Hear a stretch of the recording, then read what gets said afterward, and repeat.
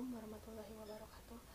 Kali ini saya akan mempresentasikan mengenai proposal skripsi saya yang berjudul Keputusan Rusia dalam mendukung pemerintahan Bashar al-Assad dalam konflik Suriah pada tahun 2011-2015. Yang selanjutnya yaitu saya akan menjelaskan mengenai latar belakang masalah.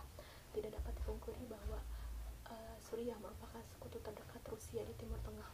Konflik di Suriah merupakan fenomena dari Arab Spring yang banyak menyorot perhatian dunia internasional, salah satunya yaitu negara Amerika Serikat, Prancis, Iran, Rusia, Cina, Turki, dan lainnya.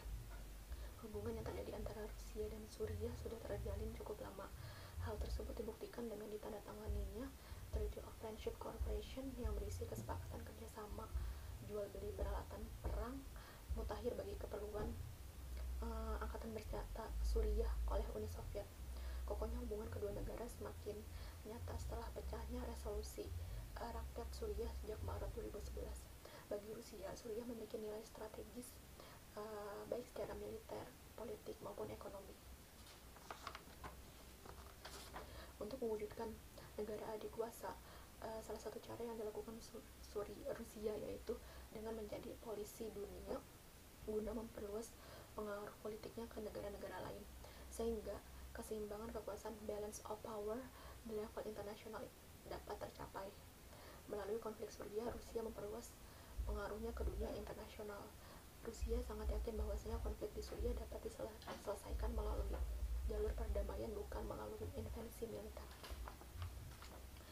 Awal tahun 2012, Rusia mengambil sikap yang kuat dalam mendukung pemerintahan rezim Bashar al-Assad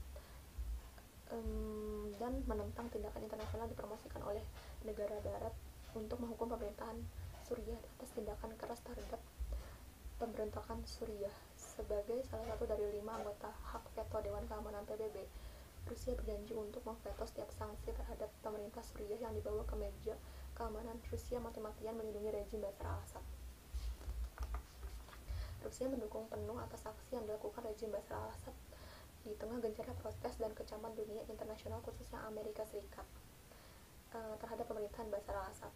Rusia terus mengirim senjata kepada rezim tersebut untuk menindak para oposisi setelah menggunakan hak vetonya untuk menggagalkan draft resolusi DKPBB. Selain itu, selain meningkatkan pengiriman senjata, Rusia juga memveto resolusi Dewan Keamanan PBB sehingga tidak bisa dijadikan resolusi.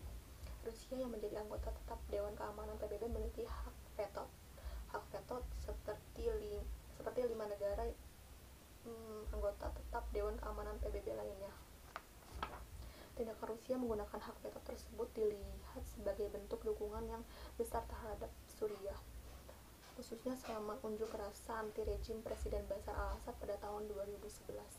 Penolakan Rusia ini dilihat sebagai upaya Rusia untuk menghentikan hegemoni Amerika Serikat di Timur Tengah. Ada 4 faktor yang membuat Rusia mendukung rezim Bashar al-Assad mati-matian, yaitu yang pertama, Rusia memiliki instalasi angkatan laut di Suriah yang memiliki peranan strategis dan merupakan pangkalan militer terakhir Rusia di luar bekas Uni Soviet. Pangkalan militer ini sudah dibangun di kota pelabuhan Tartus tahun 1963. Yang kedua yaitu Rusia masih memiliki mentalitas perang dingin serta perasaan tidak aman secara nasional yang membuatnya menjadi sangat protektif menjaga aliansi militernya dengan Suriah. Ada nuansa nostalgia di sini. Jadi seandainya saja Suriah memiliki nilai strategis yang kecil, tapi dukungan lebih banyak karena faktor emosi dibandingkan logika. Dukungan emosional inilah yang membuat Rusia mendukung rezim Bashar al-Assad mati-matian. Yang ketiga yaitu Rusia juga menolak gagasan intervensi asing terhadap negara seperti Suriah karena melihat ini sebagai bagian dari perang dingin dan merupakan gaya imperialisme barat yang pada akhirnya akan menjadi ancaman bagi Rusia.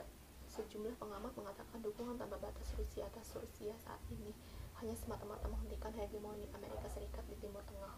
Rusia ingin menunjukkan kepada Barat bahwa AS khususnya tidak bisa bergerak kemana-mana secara sepihak. Yang keempat yaitu Suriah membeli banyak peralatan militer Rusia, dan tentu saja Rusia membutuhkan uang. Suriah saat ini Suriah adalah pasar senjata Rusia terbesar di Timur Tengah. Hampir semua peralatan militer Suriah adalah buatan Rusia. Kontrak-kontrak pengadaan persenjataan bernilai jutaan dolar AS terus berlangsung hingga kini dan bahkan jumlahnya terus meningkat. Selanjutnya yaitu mengenai kerangka teori. Saya menggunakan 2 kerangka teori, yaitu politik luar negeri dan penangkalan dan perlombaan senjata.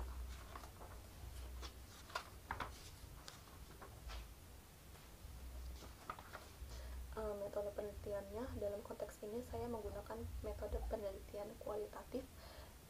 Penelitian kualitatif yaitu penelitian yang menggunakan pendekatan naturalistik untuk mencari dan menemukan pengertian atau pemahaman tentang fenomena dalam suatu latar yang berkonteks khusus. Sekian, terima kasih presentasi proposal skripsi saya. Wassalamualaikum warahmatullahi wabarakatuh.